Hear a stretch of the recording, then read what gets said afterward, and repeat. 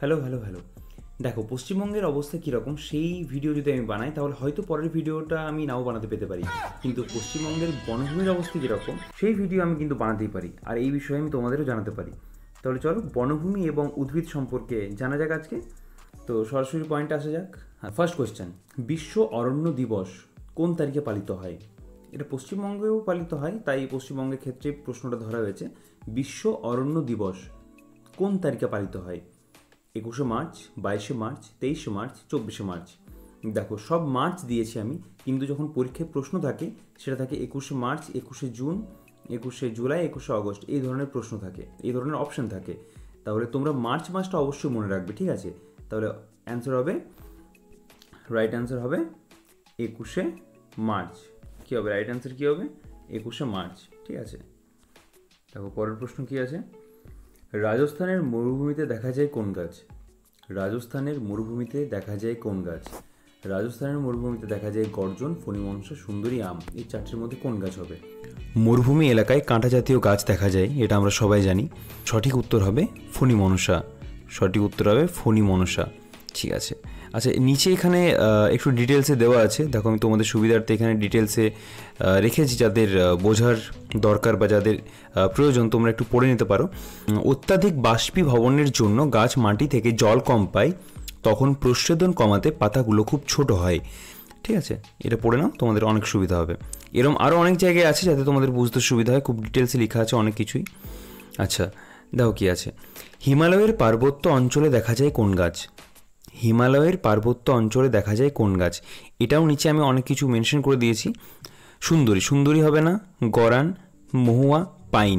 দেখো এই যে সুন্দরী, ঠিক আছে, গরান, মহুয়া, ঠিক আছে, এই তিনটে কিন্তু ওই দিকের গাছ নয়, ঠিক আছে। হিমালয়ের পার্বত্য অঞ্চলের গাছ হচ্ছে পাইন।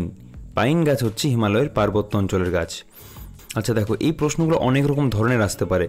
বৃষ্টিপাতের ওপর নির্ভরশীল, মানে কত সেমি বৃষ্টিপাত হয় সেইখান থেকে প্রশ্ন আসতে পারে। আচ্ছা, 1500 মিটারের বেশি উঁচু অঞ্চল, সেখান থেকে প্রশ্ন আসতে পারে। এটা বাদ দিয়ে যদি এখান থেকেও বলে দেওয়া হয় গাছের নাম অনুযায়ী, সেখান থেকেও আসতে পারে। যে গাছের বৈশিষ্ট্যগুলি আছে, গাছের বৈশিষ্ট্য থেকে পর্যন্ত প্রশ্ন আসতে পারে। কোথায় কোথায় গাছগুলি দেখা যায় সেখান থেকেও প্রশ্ন আসতে পারে, ঠিক আছে।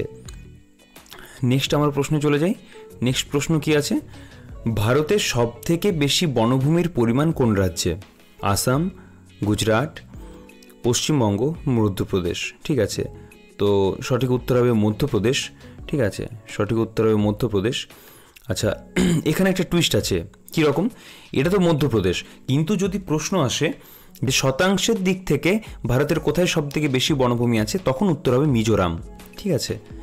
চলো নেক্সট প্রশ্ন আছে, 200 সেমির বেশি বৃষ্টিপাতযুক্ত অঞ্চলে কোন উদ্ভিদ জন্মায়? 200 সেমির বেশি বৃষ্টিপাতযুক্ত অঞ্চলে কোন উদ্ভিদ জন্মায়? লবণাম্বু, পাতাঝরা, চিরহরিৎ না ম্যানগ্রোভ? এটা সঠিক উত্তর হবে চিরহরিৎ। সঠিক উত্তর হবে চিরহরিৎ, ঠিক আছে। দেখো এখানেও লেখা আছে চিরহরিৎ গাছের কিছু বৈশিষ্ট্য। আচ্ছা কোন কোন অঞ্চলে পাওয়া যায় দেখেন একটু। আন্দামান নিকোবর দ্বীপপুঞ্জ, পশ্চিমঘাট পর্বতের পশ্চিম ঢাল, উত্তর পূর্বাঞ্চলের রাজ্যসমূহ এবং পশ্চিমবঙ্গের ডুয়ার্স অঞ্চলে। উচ্চ রক্তচাপ কমাতে ব্যবহৃত হয় তুলসী, সিংকোনা, সর্পগন্ধা নাকি নিম? দেখো নিম হবে না, সিংকোনাও হবে না, তুলসী সর্দির ক্ষেত্রে কাজে লাগে, তার উত্তর হবে সর্পগন্ধা। কি উত্তর হবে? সর্পগন্ধা, ঠিক আছে। চলো পরের প্রশ্নে যাওয়া যাক। সিংকোনা গাছ পশ্চিমবঙ্গের প্রধানত কোন জেলায় পাওয়া যায়? ঠিক আছে, সিংকোনা গাছ জন্মায় পশ্চিমবঙ্গের প্রধানত কোন জেলায়?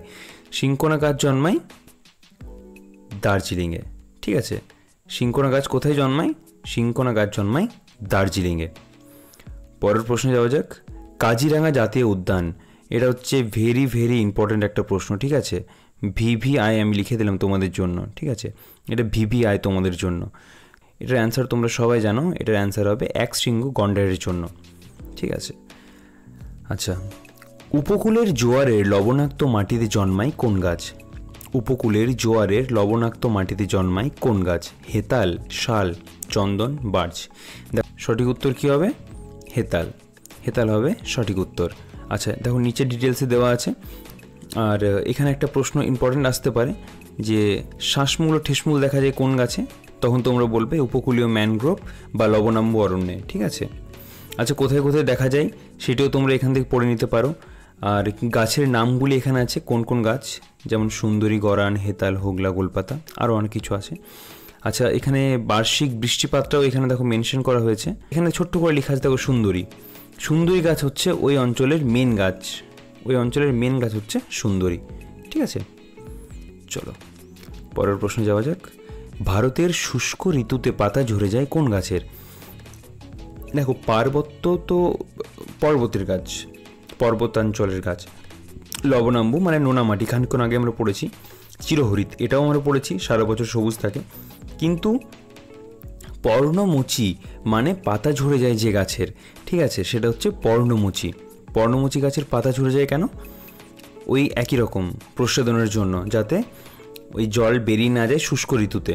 দেখো এখানে লেখা আছে কোথায় কোথায় পাওয়া যায় আর গাছের বৈশিষ্ট্য। ঠিক আছে, তোমরা পড়ে নিও।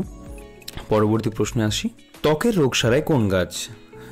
ত্বকের রোগ সারায় কোন গাছ, এটা একটা মানে অ্যান্সার তো হচ্ছে কালমেঘ। ঠিক আছে, কালমেঘ ত্বকের রোগ সারায়। তো যারা কালমেঘ কখনো খেয়েছো কাঁচা, তারাই জানে একমাত্র কালমেঘের স্বাদ।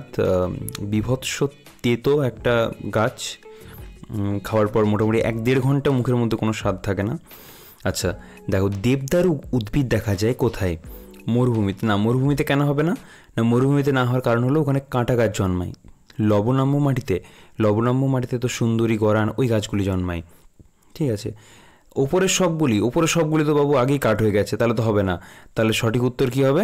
সঠিক উত্তর হবে নাতিশীতোষ্ণ অরণ্যে। ঠিক আছে, নাতিশীতোষ্ণ অরণ্যে। পরবর্তী প্রশ্নে আসি। ভারতে 1500 মিটারের বেশি উঁচুতে কোন গাছ দেখা যায়? সুন্দরী, না দেবদারু, শিশু, ক্যাকটাস।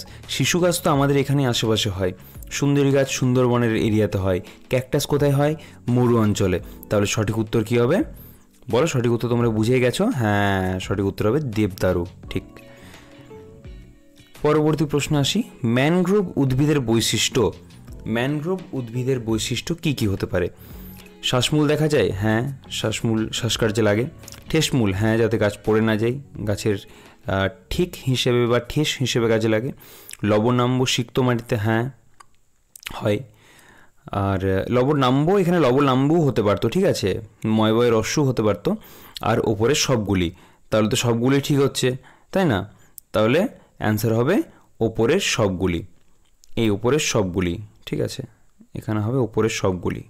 চলো তাহলে মোটামুটি তোমরা বুঝে গেছো পুরো ব্যাপারটা। ভারতের সবচেয়ে বেশি অঞ্চল জুড়ে বিস্তৃত কোন অরণ্য? আচ্ছা, সবচেয়ে বেশি অঞ্চল জুড়ে বিস্তৃত অরণ্য হচ্ছে কোন অরণ্য? কোন অরণ্য সবচেয়ে বেশি অঞ্চল জুড়ে আছে? এটার অ্যান্সার আমি ডিরেক্টলি বলে দিচ্ছি, এটা হচ্ছে ক্রান্তীয় পাতাঝরা বা পর্ণমোচী অরণ্য। ঠিক আছে, নেক্সট। উপকূলীয় ম্যানগ্রোভ অরণ্যের প্রধান গাছ। খানিকক্ষণ আগেই তোমাদেরকে বলেছি, উপকূলীয় ওই যখন ছবিটাই তোমাদেরকে বোঝাচ্ছিলাম, উপকূলীয় ম্যানগ্রোভ অরণ্যের প্রধান গাছ হচ্ছে সুন্দরী গাছ। ঠিক আছে, সুন্দরী। আয়ুর্বেদ চিকিৎসা বলতে বোঝায়, আয়ুর্বেদ চিকিৎসা বলতে বোঝায়, আয়ুর্বেদ চিকিৎসা বলতে কি বোঝায়? হোমিওপ্যাথিক চিকিৎসা? না, হোমিওপ্যাথিক চিকিৎসা তো নিজেই একটা আলাদা ডিভিশন। যোগাসন ও খেলাধুলা? না, ওটা আয়ুর্বেদ চিকিৎসা নয়। ভেষজ উদ্ভিদের সাহায্যে চিকিৎসা? ভেষজ উদ্ভিদের সাহায্যে চিকিৎসা, হ্যাঁ এটাই হবে। আর সাধনা? না না না, এসব কিছু না। ভেষজ উদ্ভিদের মাধ্যমে চিকিৎসা, এটাই সঠিক উত্তর। ঠিক আছে, এটাই সঠিক উত্তর। জম্মু, দেখো এই প্রশ্নটাই আমি তোমাদেরকে বললাম যে জম্মু ও কাশ্মীরের একটা প্রশ্ন থাকে। ঠিক আছে, এটা অনেকবার এসেছে পরীক্ষায়, অনেকবার এসেছে। তাই জম্মু ও কাশ্মীরে কোন অরণ্য দেখা যায়? সবাই বলতে পারবে, এটা হবে নাতিশীতোষ্ণ অরণ্য। ঠিক আছে, এটা হবে নাতিশীতোষ্ণ অরণ্য। অ্যাকচুয়ালি যদি নাতিশীতোষ্ণ থাকে আর পার্বত্য নাতিশীতোষ্ণ থাকে, ঠিক আছে, তাহলে অ্যান্সার সবসময় করবে পার্বত্য নাতিশীতোষ্ণ অরণ্য। দেখো এখানে লেখা আছে পার্বত্য নাতিশীতোষ্ণ অরণ্য। ঠিক আছে, পার্বত্য নাতিশীতোষ্ণ অরণ্য। আচ্ছা আচ্ছা, এখানে তোমাদের 17টা প্রশ্ন শেষ। তোমাদের যে বোনাস থাকে, তো সেই বোনাস তোমাদের জন্য আজকেও আছে। ঠিক আছে, যে প্রতিদিনের যে ওয়ার্ডগুলি আমাদের অসুবিধা হয় সেই ওয়ার্ডগুলির মধ্যে দু একটা আমরা ভিডিও শেষে বা মাঝে রাখি, যাতে আমরা এই ওয়ার্ডগুলি মনে রাখতে পারি। আর ভিডিওটা আমরা যতবার দেখব ততবারই যেন এই ওয়ার্ডগুলি আমাদের মনে আসে বা ওয়ার্ডগুলির সঙ্গে আমরা পরিচিত হই। তাহলে কনসার্ন মানে হচ্ছে উদ্বেগ বা চিন্তা, ঠিক আছে? এই চিন্তাটা অন্য রকমের, কারুর জন্যও চিন্তা হতে পারে বা কোনো একটা টপিক থেকে কাউকে যদি মনে পড়ে সেই জিনিসটা হতে পারে, সেটাকে বলছে কনসার্ন, ঠিক আছে? 2 নম্বরে হচ্ছে সাজেশন, ঠিক আছে? সাজেশন মানে হচ্ছে পরামর্শ। দেখবে পরীক্ষার সময় আমরা সাজেশন নিই না, সাজেশনের আমরা হয়তো মিনিংটা জানি, ঠিক আছে, কিন্তু আক্ষরিক অর্থ যেটা সেটা হচ্ছে পরামর্শ, ঠিক আছে? কোথায় ইউজ করতে হবে সাজেশন ওয়ার্ডটা সেটা তুমি জানো, কিন্তু তার বাংলা কি হয়তো অনেক সময় আমাদের মনে থাকে না, তাই সেটা হচ্ছে পরামর্শ। তোমাদের জন্য প্রশ্ন থাকছে ইন্টারাপ্ট মানে কি তোমরা কমেন্ট করে জানাও, কমেন্টে তোমাদের উত্তর দাও। তো আজকের জন্য এতটাই, দেখা হচ্ছে পরের ভিডিওতে, টাটা।